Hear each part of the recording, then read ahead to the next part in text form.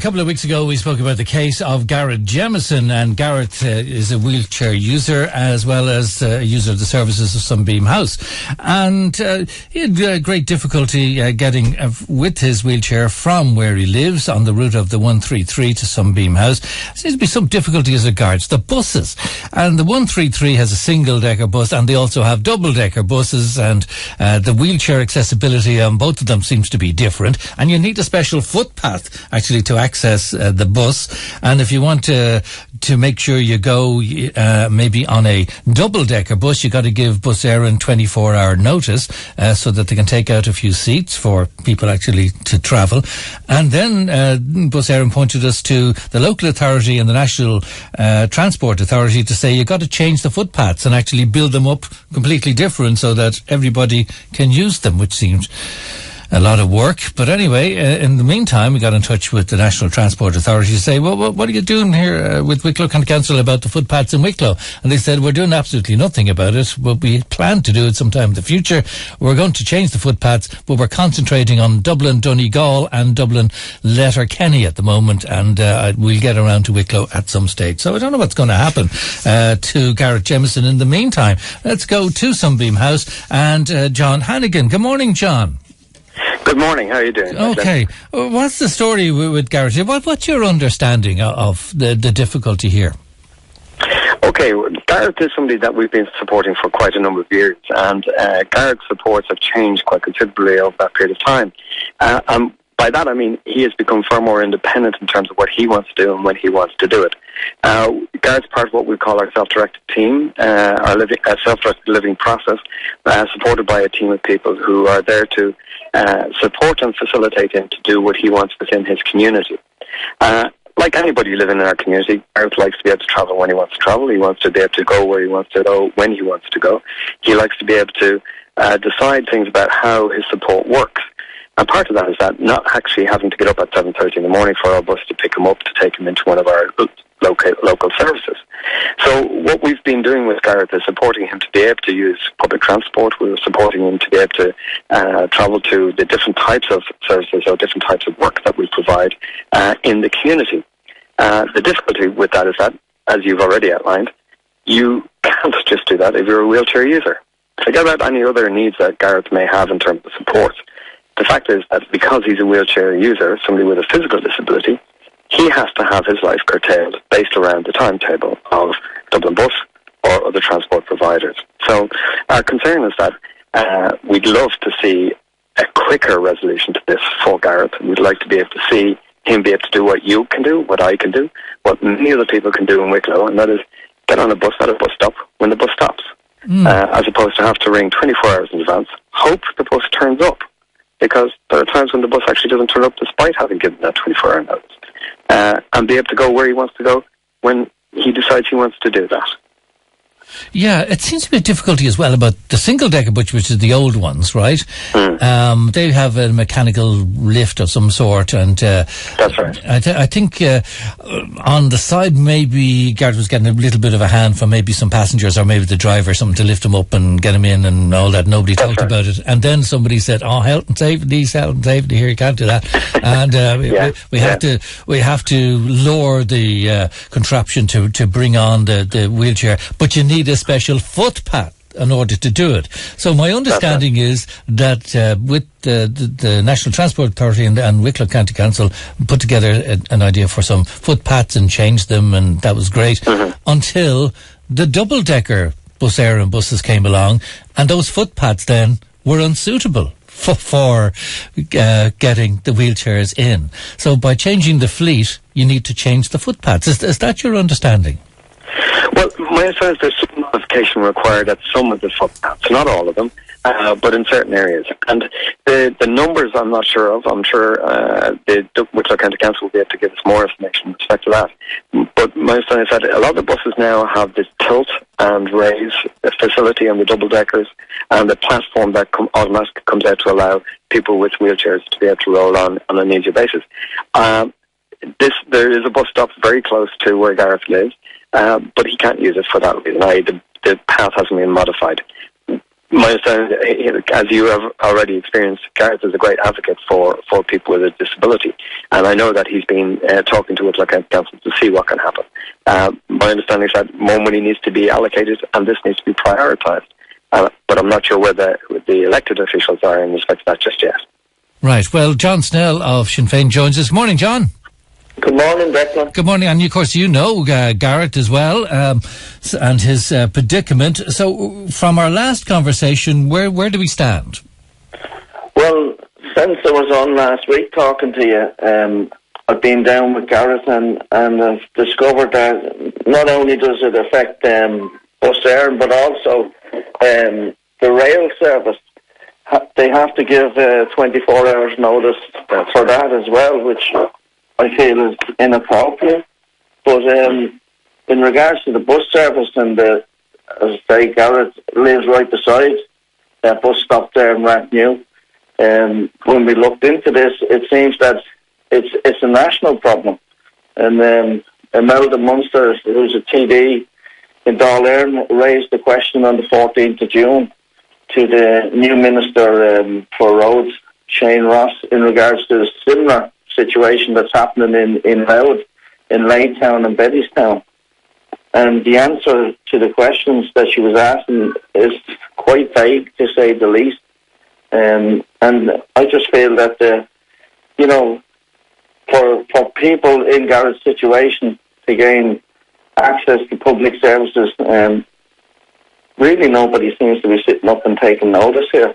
Yeah, I must say, John, I'm very disappointed because you tried to get somebody from, as we do, bus arent to come on, and then the National Transport Authority, and they say, oh, we've never anybody available. I don't know why that is, but maybe they are so busy, and they issue statements, and I can't understand the statements, and I'm pretty reasonably intelligent, I would have thought, but there's nobody to actually say, and answer the question, can you help Gareth and other people like him? Is that a yes or a no? Can you help him? And if you can't help him at the moment, when can you help him? And nobody seems to be able to answer that question. It seems to be, it's gobbledygook here and, and maybe down the road and we'll do this and it's all this, you can't get an answer. And the guy's going out, he's looking to just use a wheelchair in. I thought there was this Barcelona principles of accessibility for all, and he's left high and dry, and nobody will give us an answer as to when it'll change for him.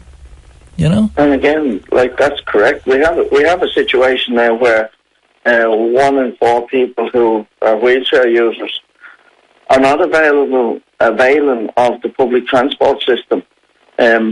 For probably the same reasons that Gareth's not availing of it, because it's not accessible to him.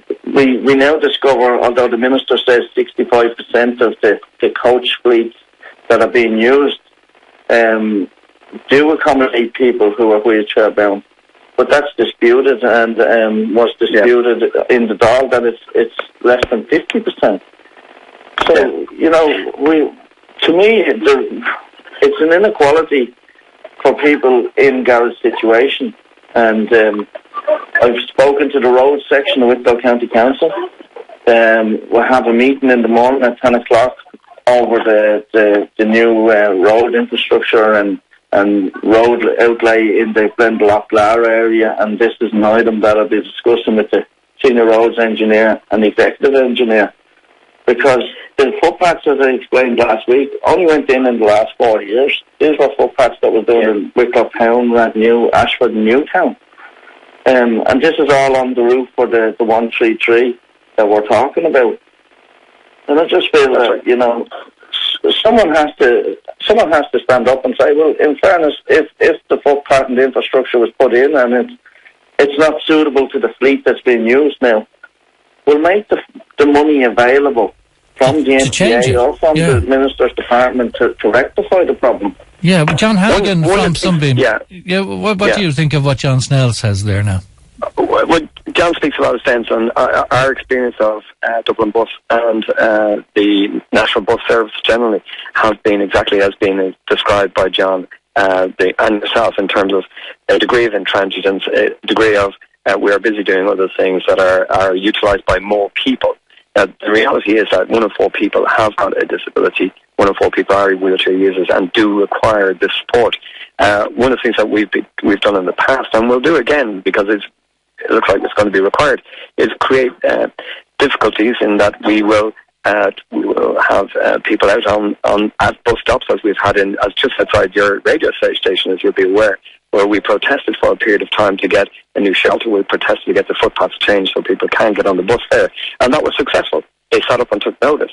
Now, we don't want to have to do that every time we need to get something done for somebody with disability, but we're getting to a point where that's the only thing that seems to work, and it's people are becoming so frustrated that the protests are growing each time we do them. Now, obviously, we don't have to do that. It will be much easier and much better if, and I know John and his team and the people in Wicklow County Council do advocate quite considerably for people with disabilities. It'd be great if they could be listened to. It'd be great if the minister could come down and see the difficulties and experience them, because the reality is a lot of the people in Cllr don't experience these difficulties, so therefore they're not high on their priority list. So I do think we do need our public representatives in Cllr more so to allocate the money so the local county councils can get the work done. I've no doubt that they would do the work had they been funded to do it. Yeah, I mean, you can't open a radio station. I mean, if we opened up a radio station here and said, listen, I know there's a requirement to have it wheelchair accessible, but we're not going to bother for a few years anyway because it doesn't suit us at the moment. Yeah. You wouldn't be able to open your radio station, you know. So if this is we're talking about bus arent here, and we're talking about the National Roads Authority. These are, you know, they've a link with the state, and they don't seem to be quite bothered. And Wicklow County Council, obviously, John is trying to get some money to have the whole thing rectified. They changed it once, was it, John? And you just need the money to change the footpaths a second time. Is that what it is? Yeah, as I say, they're relatively new there. Only in the last 4 years, this whole line from Wicklow Town to Newtown, we're all done. So, you know, at great expense, I assume, to the taxpayer. But the other thing is, myself and Gareth and Lawrence, who is Gareth's helper there from Sunbeam Services, we are looking for a meeting with the Access and Equality Officer in Wicklow County Council. And unfortunately, the lady who's doing that position at the moment is on holidays. And we're hoping to get a meeting next week there to sit down and push this. And if we feel that, like, through organisations like Sunbeam or the Wheelchair Association of Ireland, I believe all these groups should come together, because this is just not acceptable, you know. Well, here's the way from all our conversation. Bus arent say it's not our problem. We've got the buses, and we went out and bought other buses, and they've got different way of operating the wheelchairs. So because we got new buses, we need better footpaths. Or different sort of footpaths. The National Transport Authority say, we do need better footpaths, and we're going to work to change them. We're going to start in Donegal anyway, and just 2 routes there, and we'll eventually get to you in Wicklow. And then Wicklow County Council have then the ultimate responsibility, would that be right, to say we're going to organise the footpaths differently and spend the money on it. Is that the sequence? Is that correct? John Halligan? That is. Yeah, that's my understanding of the sequence. But can I say to you, it's great doing two routes in Donegal. We have more than 2 routes in Wicklow. We have more than 2 routes across the country that need to be resolved. This needs to be a national programme that's undertaken. Why are we doing it sequentially? Why are we not looking at it being done and contracts awarded right across the country to be able to do these things on a consistent basis rather than wait and do them sequentially? It doesn't make sense to me. We've got a national authority. They should be doing a national job right across the country, not just in one area, then followed by another area. All right, I tell you what, we'll leave it there. John Snell, we'll come back to you maybe on Monday, see how you got on with the various inputs that you have, and as John Hannigan suggested, maybe take it to John Brady, TD, Deputy Brady. Maybe he can take it further into Dáil as well, John. No, that's great. Okay, that's great. Thanks very much. Thanks very much. Thanks, lads. And regards to Gareth Jameson as well, and we're on the case. Hopefully things will be resolved for him.